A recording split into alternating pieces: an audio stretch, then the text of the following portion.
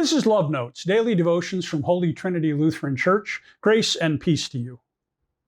Our passage for today is the 5th chapter of Ecclesiastes, verses 8 through 17. Qoheleth begins today by saying, if you see in a province, a state, a city, a nation, the oppression of the poor and the violation of justice and right, do not be amazed. That's kind of a surprising statement, don't you think? Do not be amazed at the matter, for the high official is watched by a higher, and there are yet higher ones over them. Unpack that a little bit. The oppression of the poor, the violation of justice in the midst of a province, a state, or any place else is not as simple as looking at the king and saying the king did it, or the mayor did it, or the governor did it. There are layers of power that keep perpetuating the injustice. We see this all the time. In Paul's writings, this is what he means when he talks about the powers and the principalities. You see, the people who do injustice, who find that it is more profitable to keep the poor in their place, are not just a single person, but a whole system that keeps the people in place. You can't make peace in a world where defense contractors control the purse strings. You can't feed the poor when it's good for the rich to have them poor.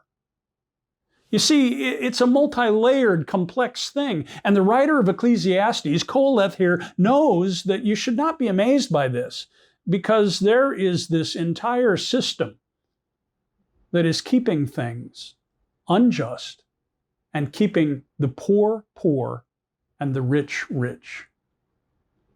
That may sound like it's some kind of political statement, but this is centuries and centuries old. It's been around for a long time.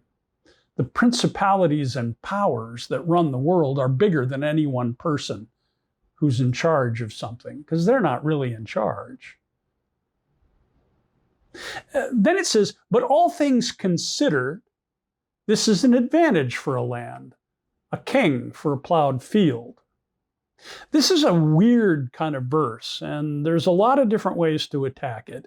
My personal way of looking at this is that even though the powers and the principalities can do great evil, there's also good things that can be done. We have streets, and we have order, and we have all kinds of other things that the powers and the principalities also keep in place. Often for their own good, but we get to tag along for it.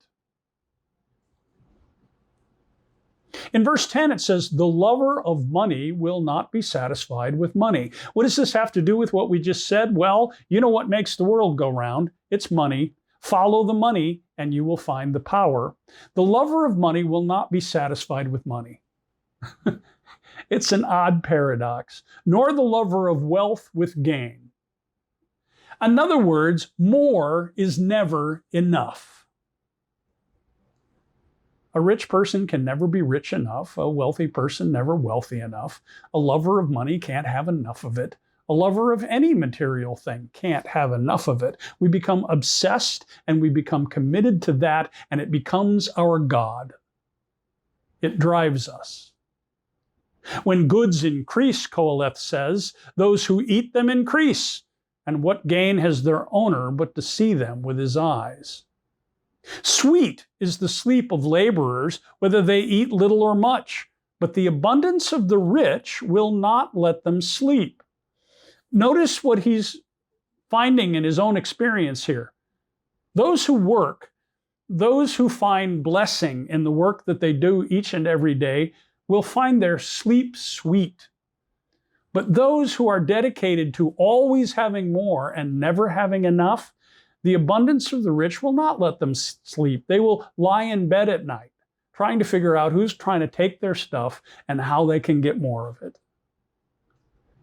There is a grievous ill, Qoheleth says, that I have seen under the sun. Riches were kept by their owners to their hurt. we will do this to ourselves.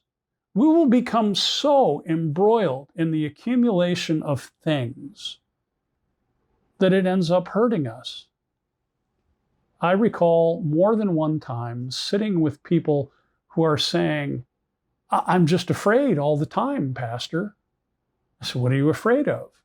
And they look around at the house and the cars and all of the toys, and they say, I'm afraid of losing it all.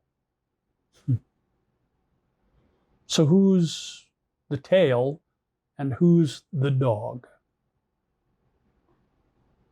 And those riches were lost in a bad venture. So you have all this stuff and you lose it in a bad venture. Though they are parents of children, they have nothing in their hands because they've never paid attention to their children. They've only paid attention to their wealth, and now it's gone. As they came from their mother's womb, so they shall go again. Naked as they came, they shall take nothing for their toil that they can carry with their hands. There's the old story about two journalists who are having a conversation after Howard Hughes, the millionaire, died, billionaire, I guess. And one asked the other, how much did he really leave? And the other one looked through his notes and then said, I think it was all of it. You can't take it with you. So enjoy what you have and take joy and delight in what God has given. This also is a grievous ill. Just as they came, so shall they go. And what gain do they have from toiling? It's all wind. It's vanity. Besides, all their days they eat in darkness, in much anger and sickness and resentment. The food that they have is never as good as at a 5-star restaurant because they're at a 4-star. We can all be caught into this, and we are. God sets us free with the gifts of joy and contentment, humility, and being able to recognize our limits. Let us pray. Our gracious and almighty God, chasing after more is a zero-sum game because there's never enough. Help us to be content and sleep well instead of laying awake, worrying that it will all be lost. Lord, we ask for your wise counsel. We ask for your wisdom to know that contentment is where joy can be found. And we ask this in Jesus' name, who was always content with what he had. Amen.